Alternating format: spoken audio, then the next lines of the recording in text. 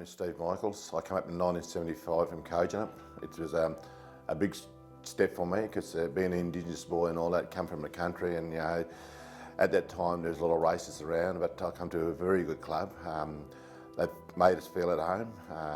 1975 I was a skinny kid and all that, and haven't moved away from mum and dad for bloody years, or never left mum and dad, and all to come up and get a job up there and start playing footy for South Melbourne. One of the best football clubs I've been to.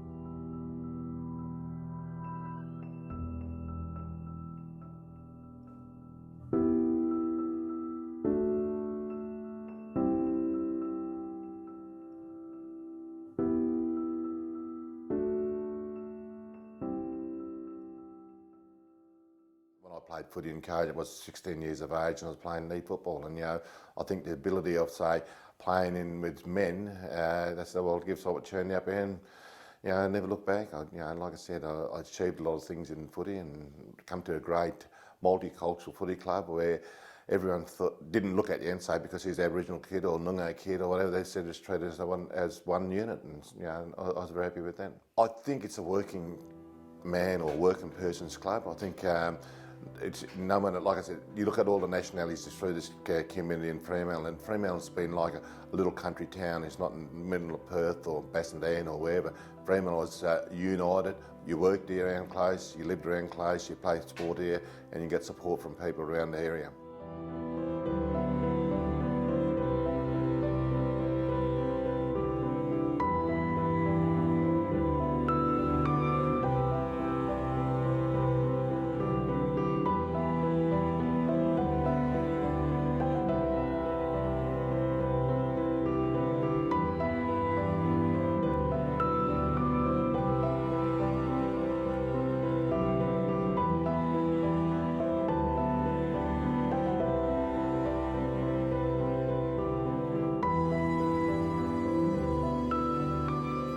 My playing career was, I don't really talk about it because I'm a very humble person. When I say I'm humble, what I achieved on the footy field is I don't set out to achieve that. It's just something that had happened, and I was very fortunate. I come from a very good parents, and my dad had nothing, and he worked on railways for 30 odd years.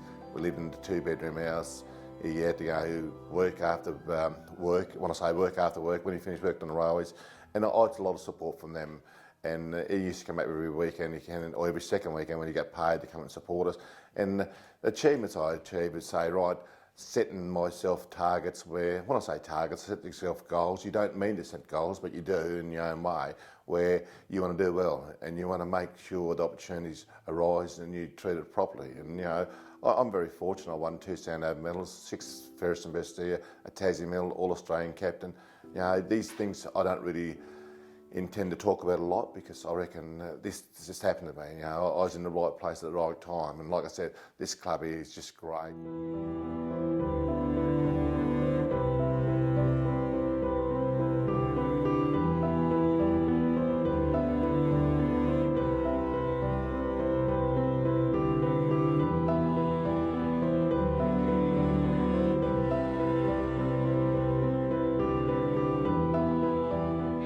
Stephen Mike. Oh, what a mark!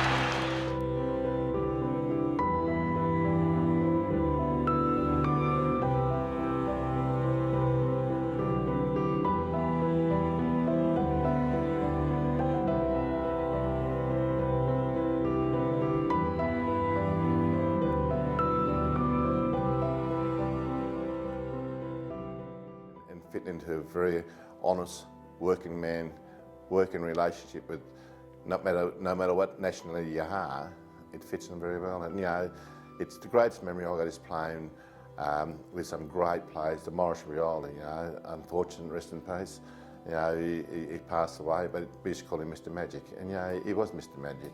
Then you get the Basil Campbells, the Noel Carners, the Joe McKays, and the great Fred Senior. I was very fortunate to take Fred's jumper, number 25. Just a great memory of and I call this footy club my own, because I always say that there's nothing like coming back to a place where people recognise you. And I say to people, and I don't blow my own trumpet, they think I'm Jesus Christ. I'm not. I'm just a normal person like everyone else, and I pay dues where respect is need to be given, and this is what the footy club's about. 1 point the difference. Short step to Stephen Michael, mark of the day. Holden in front, Michael from behind. Good mark. Each round we play here on a derby game, and we got people standing in standing room alone here at the Fremantle Oval. You know, it's a great, what do you call it, people come in and watch you train. You know, people see you on the street, Steve Abigail, you know, because we were very fortunate, we worked on the wharf and that, we carved out the wharf, and you had your rivalry down there with, say, the East Fremantle and South Fremantle derbies, and you get people down there, well, no, we're going to be good for this week, we're going to go out, you know, and it's just a great atmosphere and all that. The supporters makes the footy club. They do, you know, the players not make this footy club. You know, you could look at, say, the Eagles and that, hang on, they might have 600,000 or 700,000 people supporting them, but at the end of the day, it's down to the grassroots people, the people who give voluntary time, the people who does the water, the cakes, the cup of teas.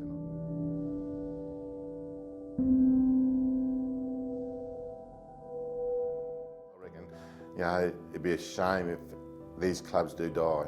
And you know, only way we do it is everyone pulls together and helps, you know, get the support back into the club. Because if you lose it, you won't pick it up again. And unfortunately, say, right, we should have done this too late. You know, we have to do it now.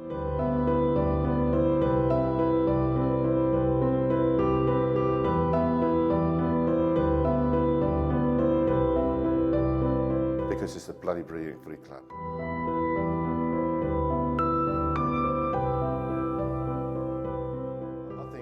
The next generation, you know, it's going to be hard because, you know, you look at the world where it's changed, and, you know, we have to, when I say we and they have to work a lot harder to get the results because it's not going to be easy.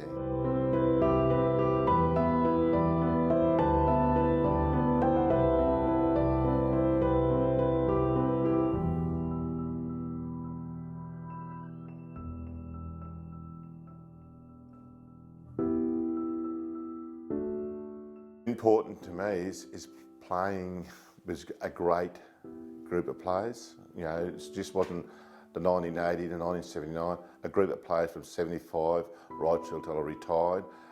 The great support of the committee, but I think the best thing that happened to me and the greatest thing is coming to play for Fremantle. South Fremantle, where it's a brilliant community and people made this footy club. The players didn't, the people made it, and that's why it's so successful in the careers that we had here.